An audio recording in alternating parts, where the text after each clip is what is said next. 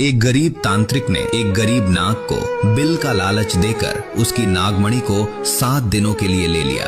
बेचारा गरीब नाग सोचा कि अब उसके पास भी बिल होगा जिसमें वो चैन से रह लेगा और बारिश में उसे भीगना नहीं पड़ेगा।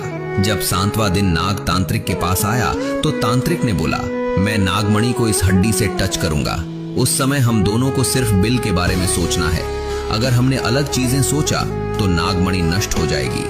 नाग सर हिलाया और तांत्रिक ने जैसे ही नागमणि को हड्डी से टच कराया तो नागमणि नष्ट हो गई। अब ये जो फिर वही बात आ जाएगी, जो गरीब हो ना आदमी। एक गरीब तांत्रिक ने एक गरीब नाग को बिल का लालच देकर उसकी नागमणि को 7 दिनों के लिए ले लिया। बेचारा गरीब नाग सोचा कि अब उसके पास भी बिल होगा जिसमें वो चैन से रह लेगा और बारिश में उसे भीगना नहीं पड़ेगा। जब 7वां दिन नाग तांत्रिक के पास आया तो तांत्रिक ने बोला, मैं नागमणि को इस हड्डी से टच करूंगा।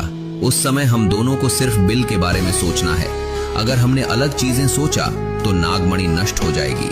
नाग सर हिलाया और तांत्रिक ने जैसे ही नागमणि को हड्डी से टच कराया तो नागमणि नष्ट हो गई। अब ये जो फिर वही बात आ जाएगी, जो गरीब हो ना आदमी।